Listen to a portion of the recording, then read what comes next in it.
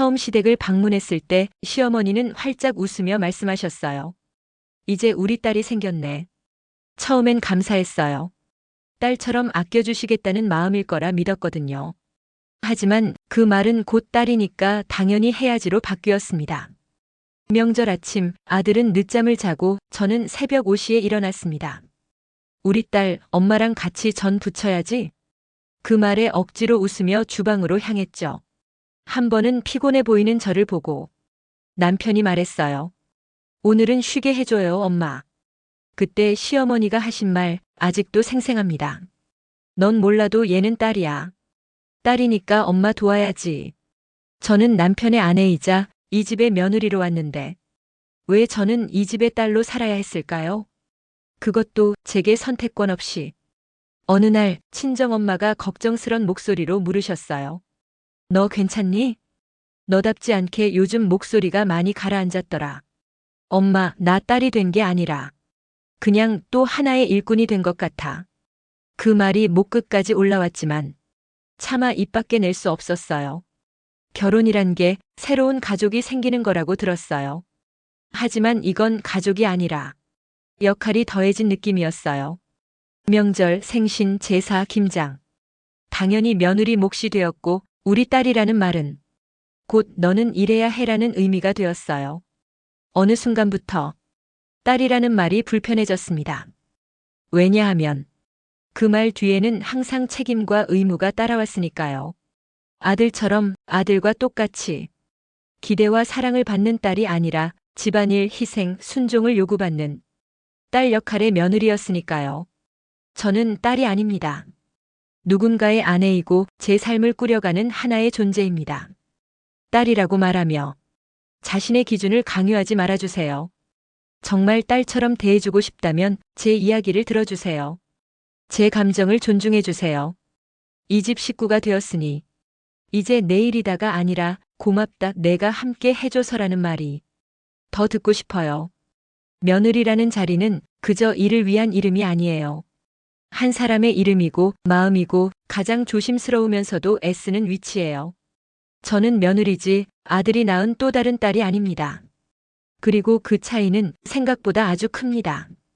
며느리라는 단어는 언제부터 내 딸처럼이라는 수식어를 따라붙게 된 걸까요? 나는 너를 내 딸처럼 생각해. 그 말은 처음엔 따뜻하게 들렸어요. 정말 고마웠어요. 이 집에 환영받는구나 싶었죠. 하지만 시간이 지날수록 그 말은 딸처럼이 아니라 딸이어야만 하는 기준으로 바뀌더라고요. 저는 제 딸에게 그렇게 안 해요 라며 제 선택을 지적하고 저는 딸이라면 이럴 때 이렇게 행동했을 거라며 제 감정을 판단하시고 말은 딸처럼인데 그 딸은 제가 아니라 시어머니 마음속에 있는 이상적인 딸의 모습이었어요. 그 기준 안에서 제가 벗어나면 실망하셨고 제가 무리해서 맞추면 좋아하셨어요. 그게 반복되다 보니 어느새 저는 내가 누군가의 딸 흉내를 내고 있나? 라는 생각이 들기 시작했어요. 하지만 저는요. 누군가의 또 다른 딸이 아니라 한 남자의 아내로 이 집에 들어온 사람이에요. 딸은 부모의 기대에 맞춰 살아가는 존재일지 몰라도 아내는 동등한 파트너이고 어른이죠. 그런데 시어머니는 제가 집에 올 때마다 내 딸이라면 안 그랬을 텐데라며 늘 은근히 비교하셨어요. 가령 이런 일이 있었어요. 명절에 처음 인사드리러 갔을 때 요리를 도와드리려고 부엌에 섰거든요.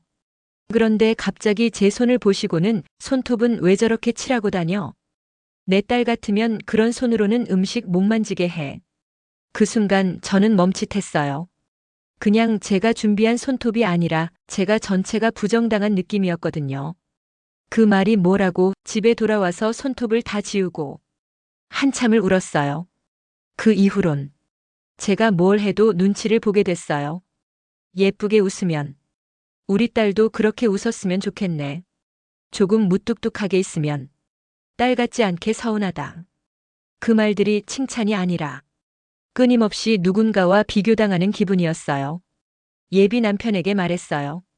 나 이 집에서 그냥 아내로 있고 싶은데 왜 자꾸 딸 되길 강요받는 느낌이야. 그는 한숨 쉬며 말했죠. 그냥 엄마 스타일이 그래. 사랑해서 그러는 거야. 하지만 사랑이라면 그 사람이 있는 그대로를 봐주는 게 아닌가요?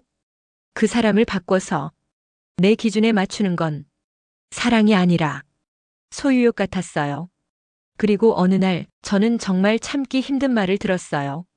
시어머니가 동네 아주머니와 통화하시면서 이렇게 말씀하셨어요. 요즘 애들은 참 버르장머리가 없어. 내가 내 딸처럼 대해주니까 진짜 딸인 줄 아나 봐.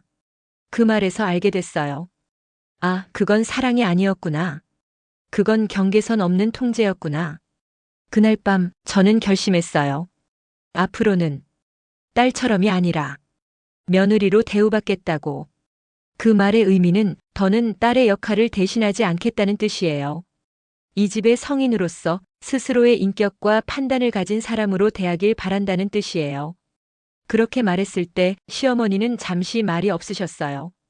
그러곤 말씀하셨죠. 그래. 너는 내 딸이 아니지. 어쩌면 그래서 내가 더 많이 기대했는지도 몰라. 그 기대를 내가 짐처럼 느낀 거라면 미안하다. 그 말에 울컥했어요. 그날 이후 시어머니는 달라지셨냐고요? 아니요, 완전히는 아니에요. 여전히 가끔은 딸처럼 생각해서라는 말을 하시고 그럴 때마다 저는 다시 한번 저는 누구의 딸이 아니라 누구의 아내로 이 자리에 있어요 라고 차분히 말해요. 조금은 단호해졌지만 그게 우리 관계를 더 건강하게 만든다는 걸 알게 됐어요. 그리고 무엇보다 중요한 건 이제는 저 자신을 속이지 않게 됐다는 거예요. 저는 며느리입니다. 누구의 아내고 누구의 인생을 함께할 사람이지 누구의 또 다른 딸이 아닙니다. 그걸 인정받기까지는 많은 시간이 걸렸고 수많은 눈물이 필요했지만 이제 저는 제 자리를 지켜내고 있어요. 그게 저를 지키는 첫걸음이니까요. 가족이니까 이해해. 가족인데 그 정도도 못 참아? 결혼하고 나서 가장 자주 들은 말이 그거예요. 가족이니까 이해해야 한대요. 그런데 가족이니까 먼저 이해해 주려고 한 사람은 한 번이라도 있었을까요? 저는 예의가 부족한 사람이 아니에요. 어른 앞에서는 인사도 공손히 하고 명절이면 제 손으로 음식도 준비했어요. 생신 때 선물도 정성껏 골랐고 어색한 자리가 싫어도 가족 행사엔 빠짐없이 참석했어요. 하지만 언제부터인가 그 모든 노력이 며느리니까 당연히 해야 할 몫으로만 받아들여졌어요. 이 집 며느리가 되려면 이 정도는 해야지.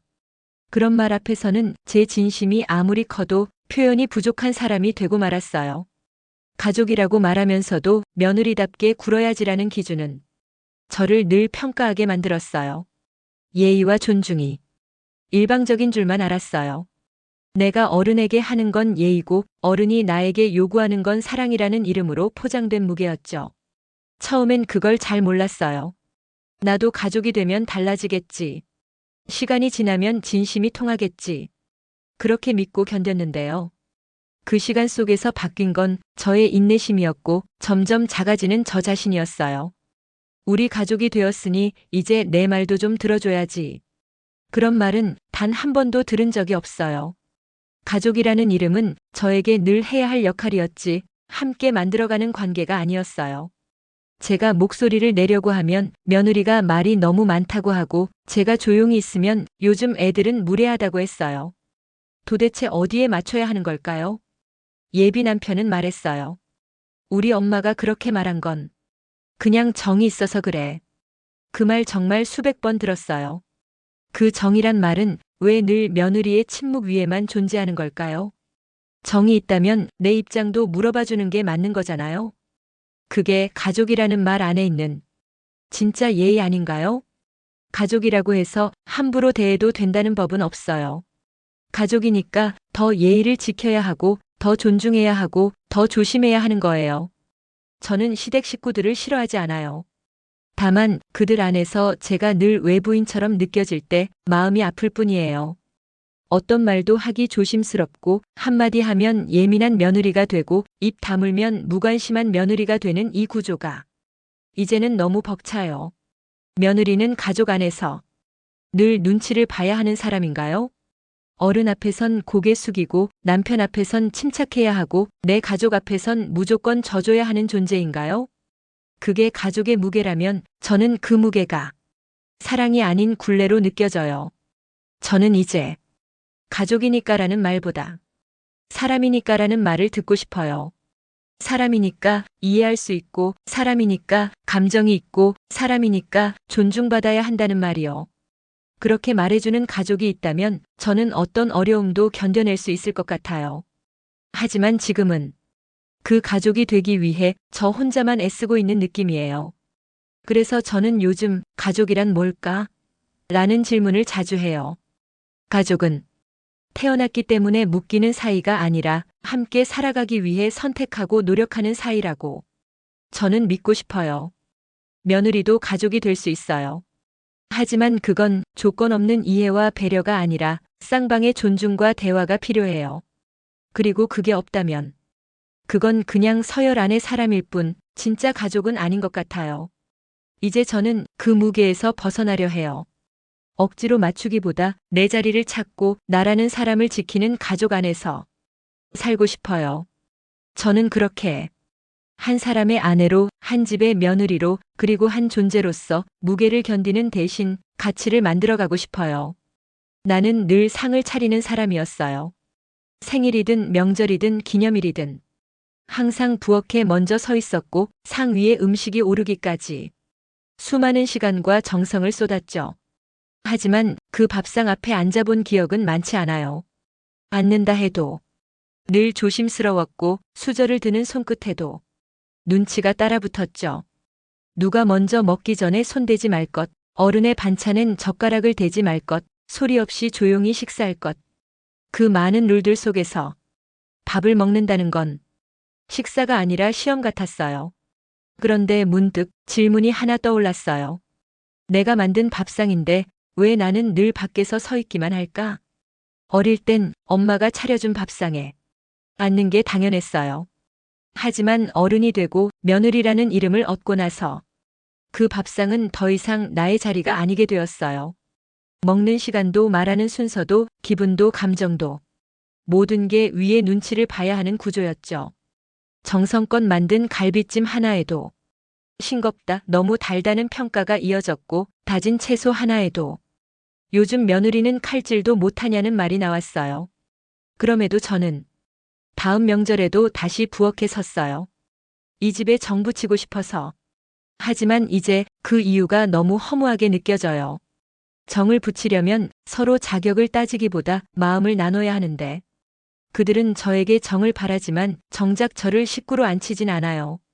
그저 일손으로, 도움으로, 눈치 보며 움직이는 한 사람으로. 그게 제가 앉아야 할 자리였던 거예요. 그래서 이제는 말하려 해요. 저도 밥상에 앉고 싶어요. 음식을 만드는 사람도 정성을 담는 사람도 그 자리의 주인 중 하나여야 하지 않을까요? 매번 명절이 오면 가슴이 조마조마하고 시댁 단톡방에 이번에도 올 거지 라는 말이 오면 그 말 한 줄이 한 달의 무게가 되곤 했어요. 결혼했으니 당연하다는 말, 며느리는 기본이다라는 말. 그 안에 진심이 담겨 있었던 적이 과연 몇 번이나 있었을까요? 한 번쯤은 제가 차린 밥상에 수고했어, 고마워, 그런 말 한마디라도 들었다면 어땠을까요? 그 말 한 줄이 수천 시간의 수고보다 훨씬 큰 위로였을 텐데요. 하지만 늘 고생은 당연한 것이었고 칭찬은 아까운 것이었어요.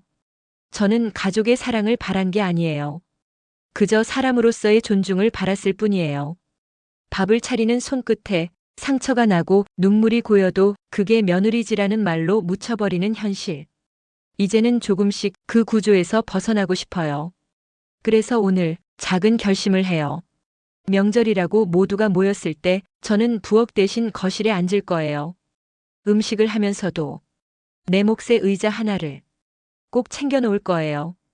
그리고 밥상 앞에서 고개를 숙이는 대신 정중하게 말할 거예요. 저도 오늘은 앉아서 같이 먹고 싶어요. 그게 무례하게 느껴진다면 그건 제가 아니라 그들이 만든 틀일 뿐이에요. 며느리라고 해서 항상 희생해야 할 의무는 없어요. 사랑을 나누는 가족이라면 누구든지 그 사랑 안에 함께 앉아야 하니까요. 저는 이제 그렇게 살고 싶어요. 눈치 대신 온기를 나누고 예의 대신 마음을 나누고 역할 대신 이름을 불릴 수 있는 관계로요. 며느리가 아니라 그저 나라는 사람으로요. 그리고 언젠가 진짜 가족이란 이름 안에서 누군가가 말해주었으면 좋겠어요. 너도 우리 밥상에 꼭 있어야 할 사람이야. 그날을 꿈꾸며 오늘도 저는 밥상을 차립니다. 하지만 이번엔 그 밥상에 저도 함께 앉을 겁니다. 왜냐고요? 이제는 저도 사랑받을 자격이 있는 사람이니까요.